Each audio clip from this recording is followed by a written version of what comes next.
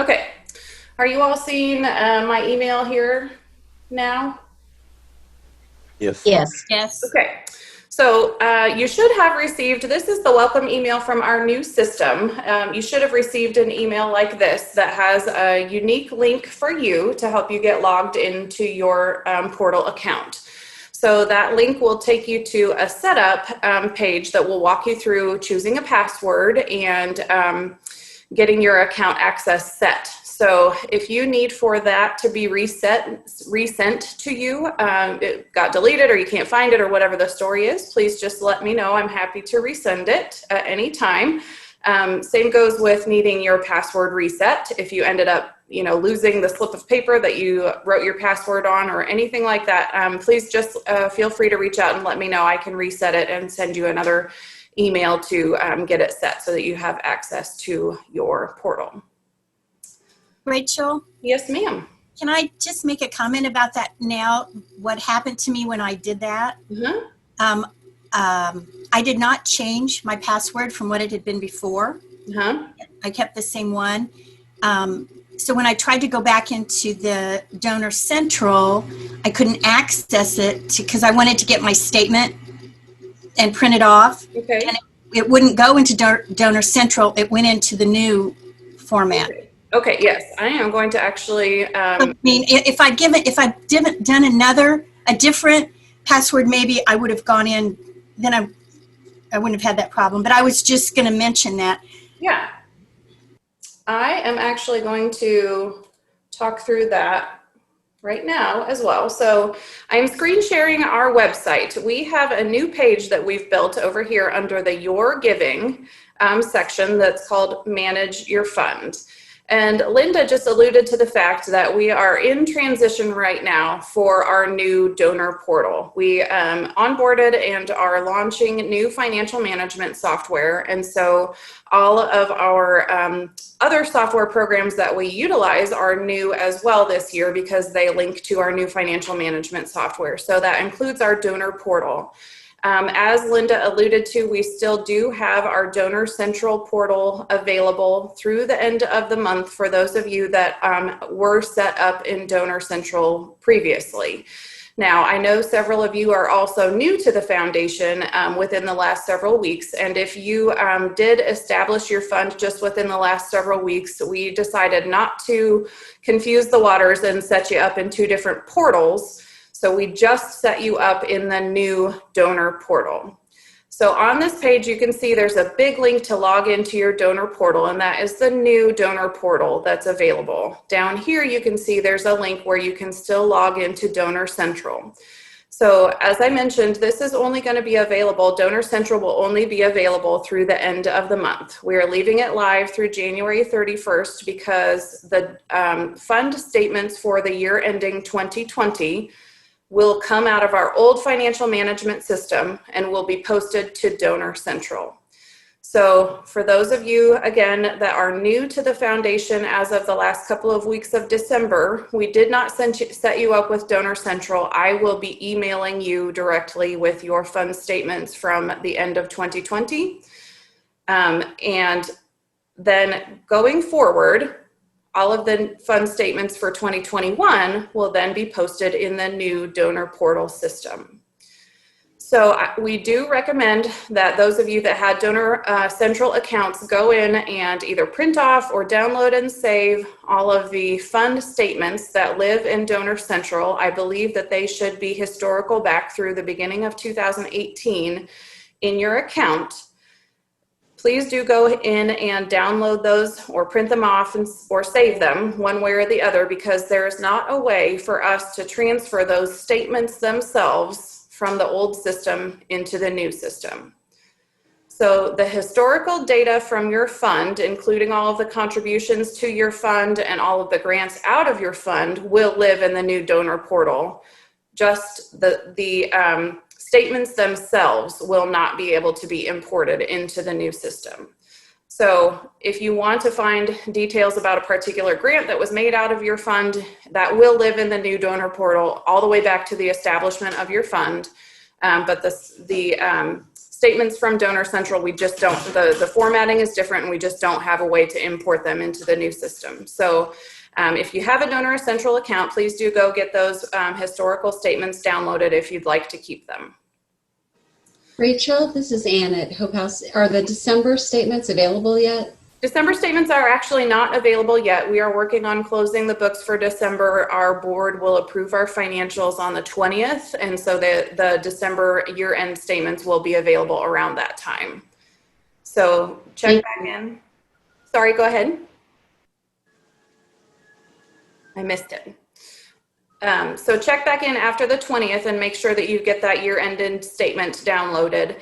We will have them on file at the foundation as well. So if something happens and you aren't able to pull a statement, you realize you didn't get one saved or something like that, just let me know and I can email it to you. But as far as Donor Central or portal access, that Donor Central system will go dark on January 31st. So once you've gone in, followed the link in that email, that's your unique link to access your fund and had your account set up. When you want to get back into the portal, you can visit our website here and click on the Your Giving menu here, the drop-down menu on the side here to find the Manage Your Fund page. And here's the big button to log into the portal. And so you can follow that and enter your email address and password to get into the portal. So now I am going to dive into the new portal itself with you all. So this is, once you get logged in, this is the landing page. You can see the home tab here. That gives kind of an overview of the particulars of your fund. So you can see it lists the current balance, it lists who the fund advisors are here on my fake fund on the Flintstones Family Fund. Mr. Fred is a fund advisor, my colleague at the foundation, Lynn, is a fund advisor, and I am a fund advisor here. So you and possibly your spouse may be listed there. Any other contributors or collaborators on your fund will be listed there. Then it also shows the recent contributions into the fund. And you can see that Mr. Fred Flintstone made a grant to establish this fund at the end of 2020 of $25,000. And then it also shows you here on this homepage just a snippet of the recent grant activity out of the fund. So you can see what the recent outgoing funds were as well. So we made several grants from this fake fund to show you what that looks like. So how long? Go ahead. Rachel, those of us that are associated with organizations, are we the fund advisor? You should be considered the fund advisor, yes. And that's a good point as well. I want to bring up that if you are a fund advisor from an organization and possibly have multiple funds that you manage, they all will be available to you here from this fund or from this web page. There will be an extra tab here in between home and contributions that's called Choose Fund.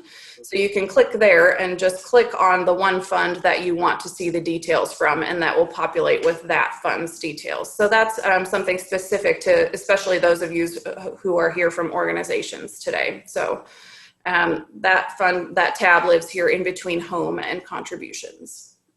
And Rachel, not to belabor the point, but the fund advisors, are those, basically what we're saying are those are people that have authorization and access to this portal. That's okay. Exactly right. Yep. That's exactly right. Great clarifications. Thank you.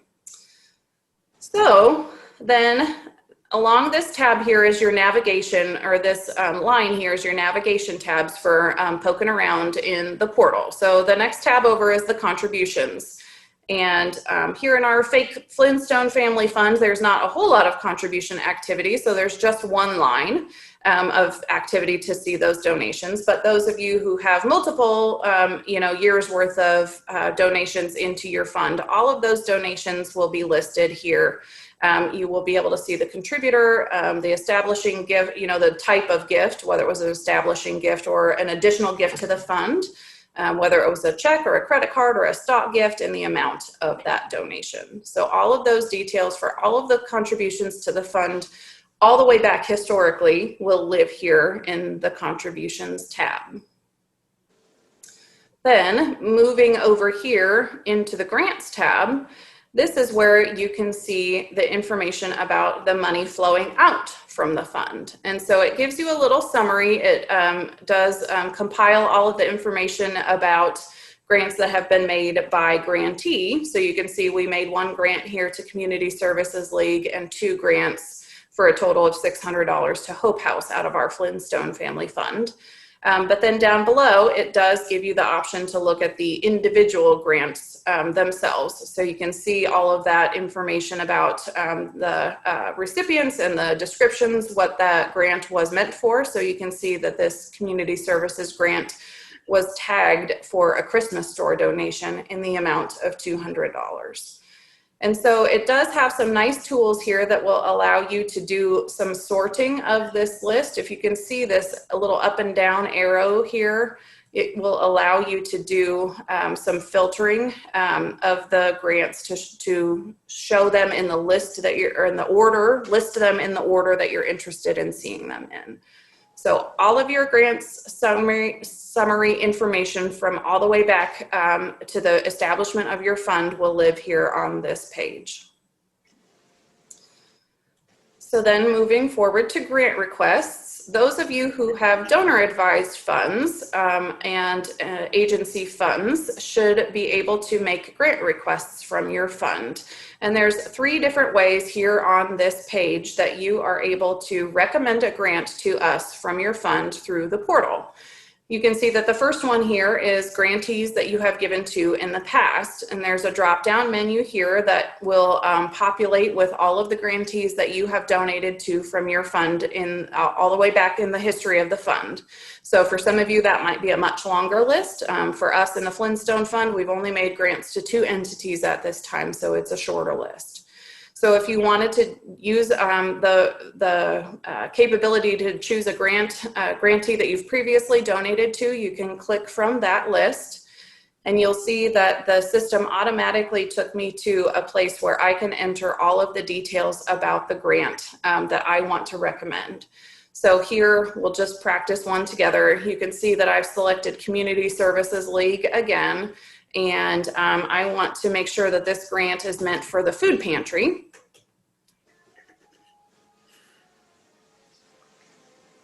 And I want it to be a $500 grant. As in our previous system, there is a minimum grant amount of $50 required. The system gives you the ability to choose if you would like to have this grant be anonymous, so that your fund name would not, and your personal name would not be attached to the funding that is sent to the agency. You also can choose if you want for this grant to be a recurring grant. So that means that, you know, you would set parameters around how often you would like this grant to be sent to that Community Services League. So it gives you the option to set a start date. And so I want to have this recurring grant start on next Monday, and I want it to be a monthly grant. You can also choose quarterly, semi-annually, or annually, but I would like for my grant to Community Services League for the food pantry to be monthly. And it also gives you the opportunity to name a number of recurrences. So if I wanted to do this grant for monthly for the year of 2021, I could enter that I want it to be for 12 recurrences, and that would indicate to the system to stop making those recurrences after 12 iterations. So by the end of the year, then it would be done, and it would not carry forward without you re-entering it.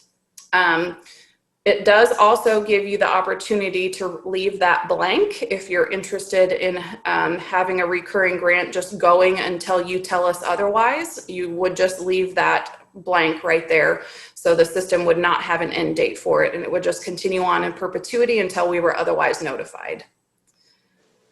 One of the new features of this portal that's kind of an interesting feature, I think, is the opportunity to upload an attachment to your grant request. So the example that I can think of, if you've gotten a particular solicitation from an agency that you're interested in making sure that we are aware that you want your donation to be related to that solicitation that you received from them, it would be possible for you to, you know, snap a photo of that document and upload it into that grant request. Certainly not required. We don't need to have any additional solicitation information to send a grant to an agency. Even if it is for a particular campaign that we're doing, we can just make note of that. And that's what this grant purpose box is great for. If you want to make sure that we know that there's a special purpose for this, beyond just the food pantry. So I want to make a grant to Community Services League for the food pantry, but if I have special instructions for the foundation to know about how I would like this grant dispersed, that's a great, this grant purpose is a great place to leave us those notes. So then we come down here and we review the grant. And it takes us to a screen where we can review all of the choices that we've made. Community Services League, Food Pantry, $500, not anonymous, recurring, starting on Monday, monthly, 12 recurrences for the grant. Rachel, question. Yeah. I'm with the Society for the Study of Amphibians and Reptiles, and we normally need 2 signatures to request grants. Can I attach that as the attachment? Yes, that's a great question. Okay. I was going to bring that up. I'm glad that you caught on to that as well. We've normally required agencies that require 2 signatures to send us something that has those 2 signatures. And so that ends up being, an email separate from the grant request from the portal. But that's a way that you could utilize this to make grants from your portal and attach that approval from both of those signers onto that grant. So that is a great way to utilize that. Terry Snap, I see your hand. Yes. What if the case is that you want to send money to an eligible agency, but they may not be in your database and we need to provide an address or other information? Where would you do that? Yeah, absolutely. So we're just going to submit this request so we can get out of here. So that's a great point that sometimes you may want to make a grant to an agency that you've never granted to before. And so all of that information wouldn't already be in the system. You can go to grant request, and instead of choosing a grantee that you've given to in the past, you can search for grantees. So I'm going to say Hope House, and it pulls up lots of different options. So we actually hold funds for Hope House at the foundation, and so those funds are all available to make a grant to, in addition to Hope House, the agency itself. So if you decide that you want to make a grant to their capital campaign fund at the foundation, you could select that. But if you wanted to make a request just to go to Hope House, you would just select the agency itself. And that would allow you to enter the information. Now that request, that agency is already in our system, obviously, and so it doesn't require you to add the address. The third possibility is that you have all of this information and it's not showing up in our system. It's maybe an out-of-town charity that your child is interested in supporting or something like that. You do have the option to manually enter all of that information. And then once we receive that grant request from you, we would go through and just verify that all of that address information and everything was correct when we got that. Does that answer your question, Terry? Yes, it does. Thank you. Great, absolutely.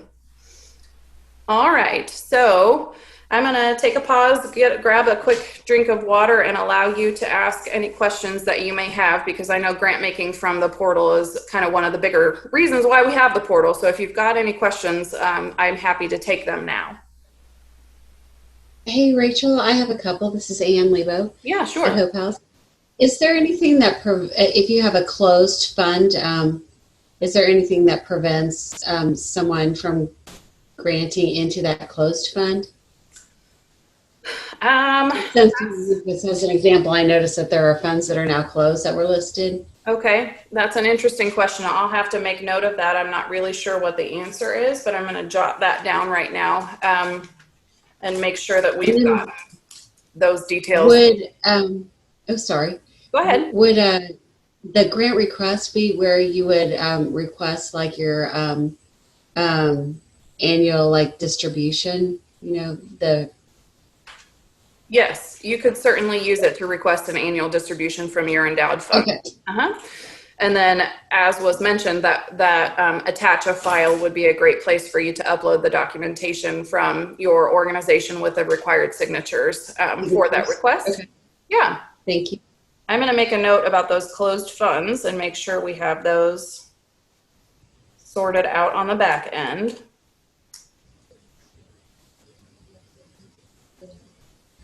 Okay. John Arnett, I saw you raised your hand.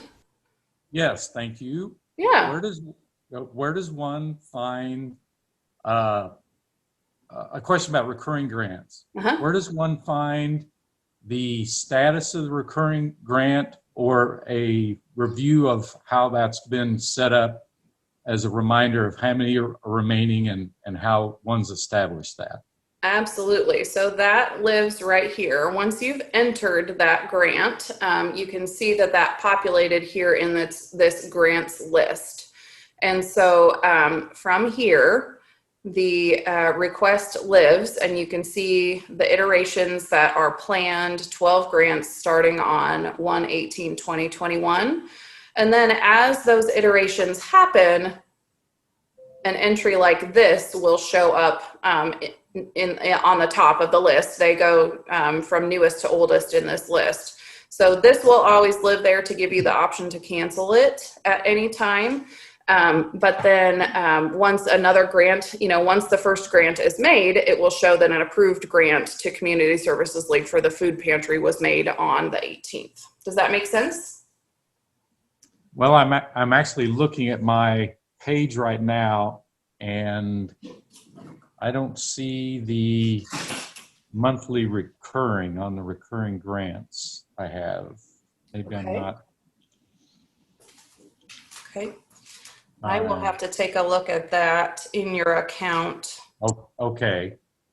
I'm looking at, my screen looks just as yours, Uh-huh.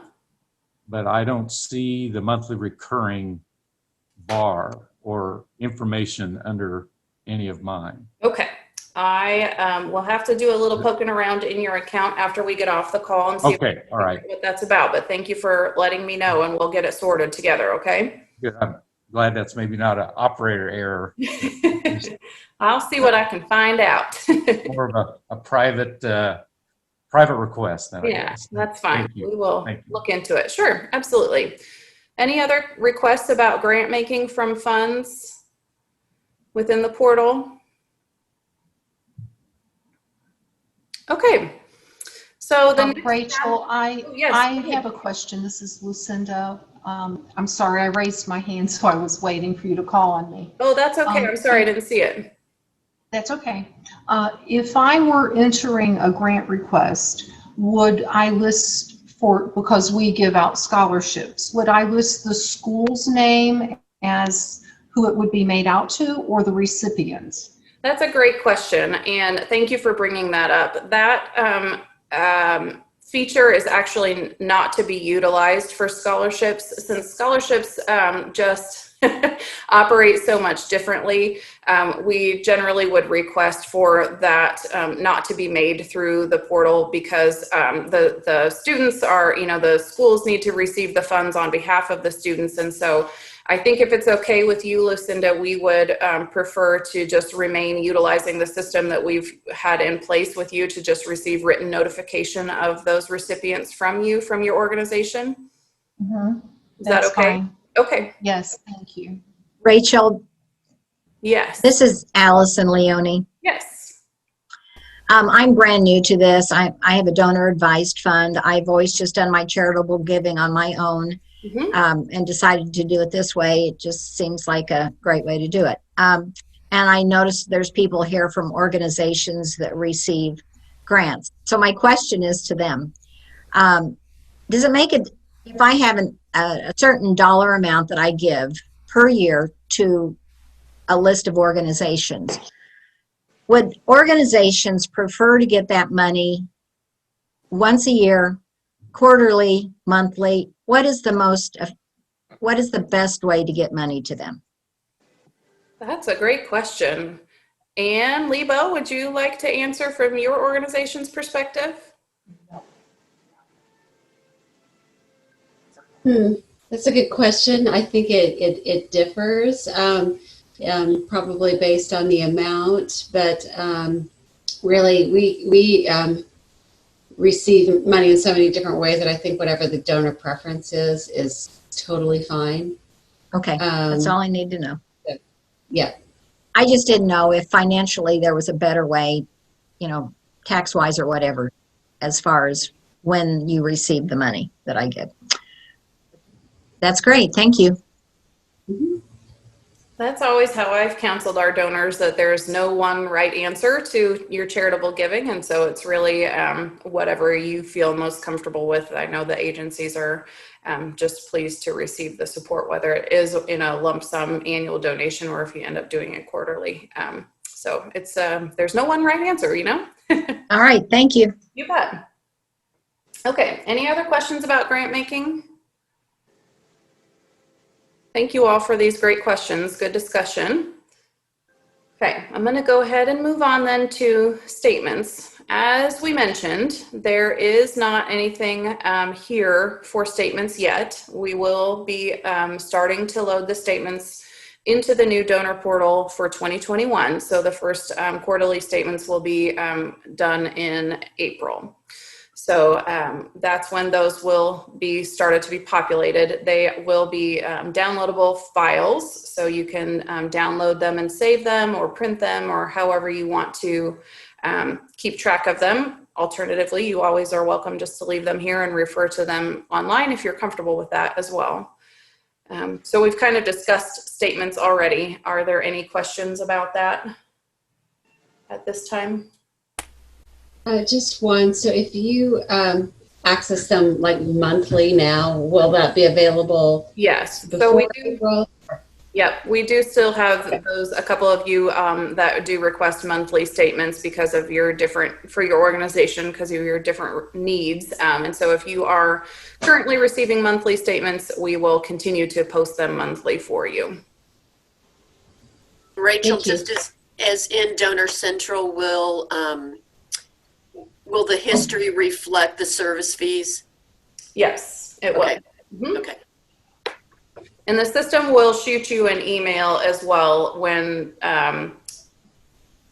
activity happens in your portal. So if a statement is posted, you will receive an email notifying you of that. You'll receive an email when your recurring grant iteration happens and is approved. So the system will ping you whenever there's activity, so you will be aware of what's going on in your fund as well. So those statements will come and you will receive notification. This tab, the Files tab, is another new feature of the portal that we are not currently utilizing. We didn't have this functionality within Donor Central at all, and so we have not utilized it in the past. But this Files tab allows us at the foundation to upload any pertinent files to your account. And so I imagine that going forward from here, we may utilize this to upload, for those of you that have endowment funds, that endowment analysis report of how much is available from your fund every year based on the history and our spending policy. Those reports will be uploaded in this files spot. And also we may start uploading pertinent documents from the establishment of new funds in here as well, so that signed fund documents and things like that will be available through the portal. We don't have the capacity to do all of that in a bulk action. And so we have not taken the step of uploading everyone's fund documents into the portal, because it does have to be a one-off upload. But going forward, certainly those endowment analysis reports. The other thing that we'll utilize this for is uploading a document that details all of the grant opportunities that are available when we do our community grant funding and ask donors to help fill the gaps with us. That file can be uploaded in here. So it will be a really useful feature for us to be able to upload some files to you through your portal. So stay tuned on that. Any questions about that functionality there? Okay. Couple more tabs to look at. We're making good progress. The next tab is the donations tab. And we are really pleased to have this available through your portal as well. So this tab allows you to search our full catalog of funds.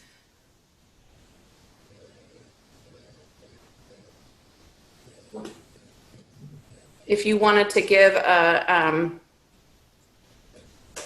donation to a fund, obviously you can see right here, your fund is listed with a big blue donate button. So if you want to replenish your fund from within your portal, you can do that through a debit or credit card donation. Please do make note that as with all debit or credit card donations in the past, they are subject to credit card fees. And so that amount of the fee, if you choose not to cover the credit card fee with your donation, so increase the donation by 2% or 2.2%, I think is what the amount is in the system to help cover that fee amount. If you don't choose to include that fee amount in your donation, then your donation will be reduced by that fee amount into your fund. So you always can send us a check if you want to sidestep having credit card processing fees. You are always welcome to send us a check made out to Truman Heartland Community Foundation with your fund's name in the memo line to replenish your fund. We will always process a check, but we also like having the capability of doing donations to your fund through the portal. And also, it allows you to search all of the funds that we hold at the foundation. So I just typed in Truman to see what would pop up, and you can see there's just a whole list of funds that are available to you. So any of the 700 plus funds that we hold at the foundation, if you're interested in making a donation to, you can do that through the portal as well. John, I see you have a question. Yes, thank you again. Should I see my own fund listed in this tab? I don't see the donate button. You don't see the donate button to your own fund? I don't see my own fund on this page. Okay, I will check into that as well. Okay.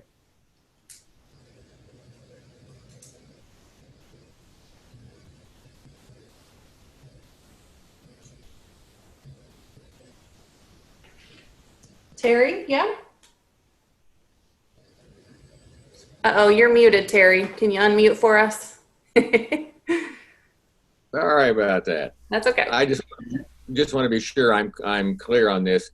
Is this the scenario where I have a donor advised fund and I want to donate to another fund within the foundation? Is that can this be used for that? Yes, absolutely. So it gives you the functionality to donate to your own fund, and I'm not quite sure why in John's it's not showing up there the way it is in mine as the donor advisor to this. But then you could also just search for it here and allow it to pop up. So we could make a grant from here to Inglewood Arts, or a donation from to Inglewood Arts to add, you know, $100 to that fund.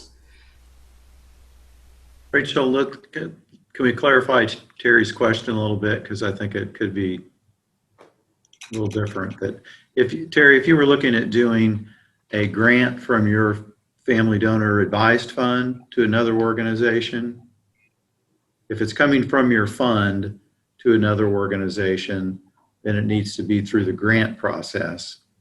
Whereas if you were wanting to make a contribution that's not already in your fund, it would be through this donation section. Yes, that's exactly right. Thank you for clarifying. So this process that I just took you through from the donate button on the portal up here would allow you to make a credit or debit card donation to any fund in the foundation. But if you wanted to make a grant from your fund, then you could do a grant request and either search for that fund here or enter the information manually. So thank you, Phil, for clarifying about that. Yeah. So it's a grant from my fund to another fund, which would be under the grant button. That's right. And the donate fund is for a personal contribution out of your own assets to an existing fund. Exactly. Gotcha. Okay. Yeah. Thank you. Thank you for clarifying that. Lucinda, I see you have a hand raised.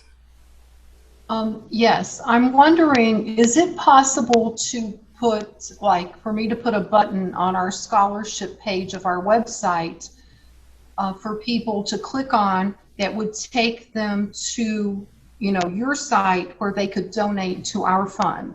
Yes, it absolutely is. Each of our funds, that donate page that we were just looking at and talking about making credit card donations, we have also on a public facing, let me think.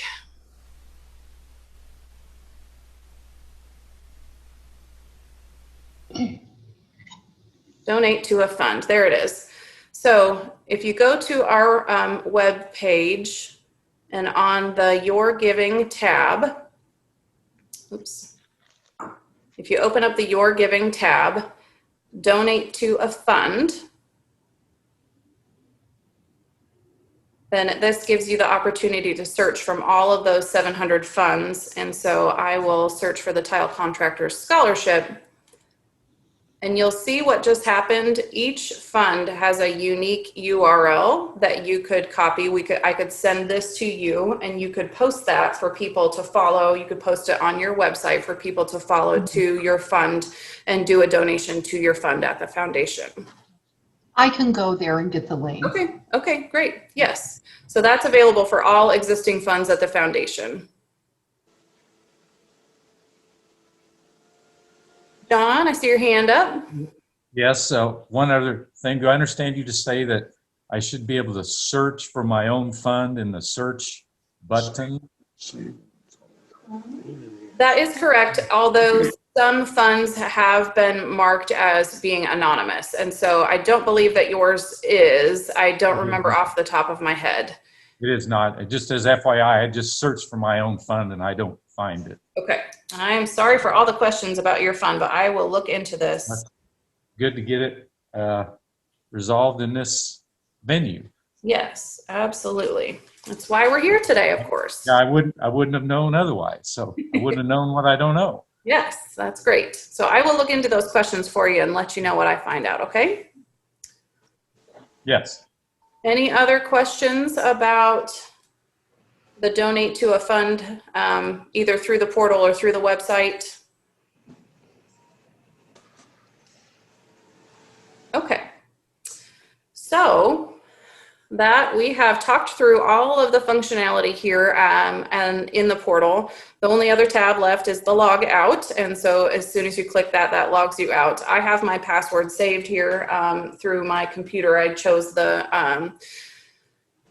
functionality to have my web browser save my password so it populates there. You may have to do that manually if you want to log back in.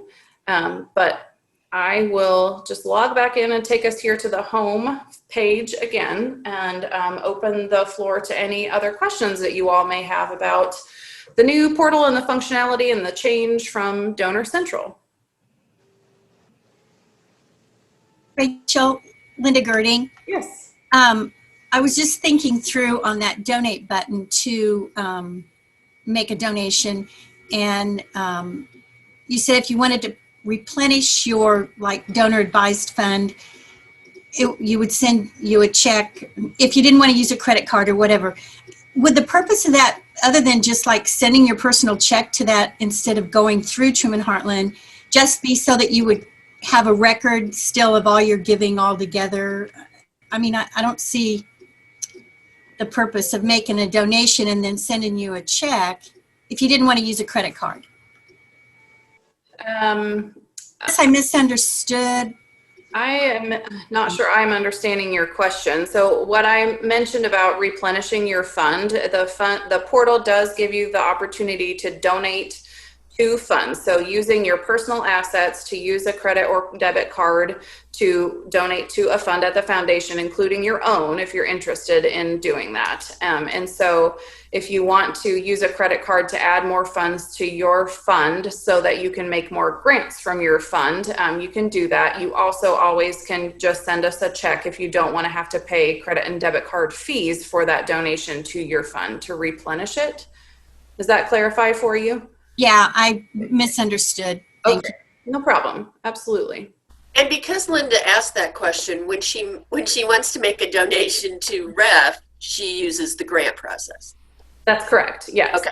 So the benefit of the donor advised fund is, simplifying and streamlining. So if you were to continue to make donations from your private assets to organizations and then want to keep track of all of those tax receipts and make sure that you get them all submitted to your tax preparer so that you get the tax benefit of those charitable donations, that can add up to a lot of different paperwork that you need to keep track of and a lot of different agencies that you may need to reach out to if that acknowledgement letter didn't come in the mail or whatever the situation may be. And the benefit to the donor advised fund is that you can make your donation directly to your fund for the maximum allowable by the law tax benefit to donating to a charity, because Truman Heartland is a charity. So you make a donation to your fund and receive the tax benefits for that charitable donation. And then you just have that one donation receipt to hang on to from us to submit to your tax preparer every year if you just make one annual donation to replenish your fund.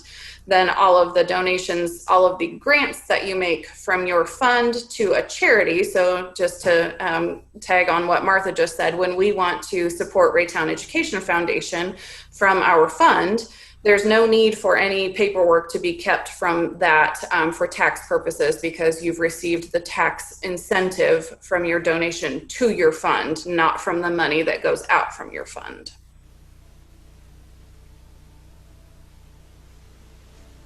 All right, any other questions that we can address at this time?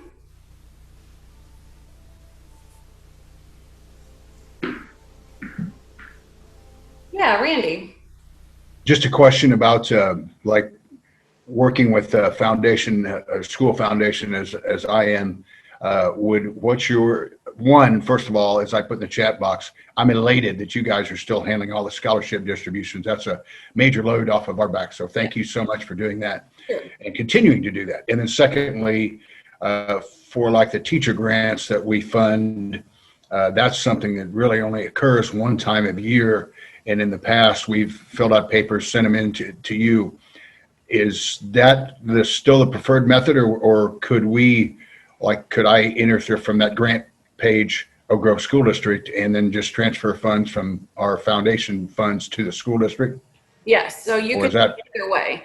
That upload a file spot within the grant request would be a good place for you to utilize to upload the documentation that you need with the superintendent's signature and all of that to request those transfers. You could certainly do it that way. But Randy also makes a great point to everyone that I want to reiterate, that this portal is a tool that we offer to our donors for communications. And the grant request is not required through the portal. If you find that making grants through the portal is not your preferred method of communication, you can always send us a written grant request. All it needs to be is something in writing that indicates your wishes, and I will reach out to you. You can send it to me via email. You can send it to us, via snail mail or fax. So there's lots of different ways to accomplish making grants, and the portal is just a tool that we offer to our donors to help streamline that and sort of make it easier if you are a person who computers make things easier for. If you're a person who computers don't necessarily make things easier for you, it's certainly not a requirement. You can always email me, you can always call me, you can always mail us or fax us a grant request. And I'll confirm with you and clarify if there's any issue about any grant that you're requesting. And that goes for grants that come through the portal as well. When you make a grant request through the portal, it can seem like it's kind of automatic, but on our end, it's not automatic at all. We have multiple layers of checks and balances to do our due diligence to ensure that the grant that you are requesting, the agency is still in good standing with the IRS, and therefore we can make the grant for you, that your fund has the funding needed to cover the balance of the grant that you are requesting. All of that stuff gets checked by us on the back end. And so if anything ever comes up, you made a grant request, and all of a sudden you're concerned about it while it's in process, it's not automatic at all. You can always call me if you've got questions or concerns, okay?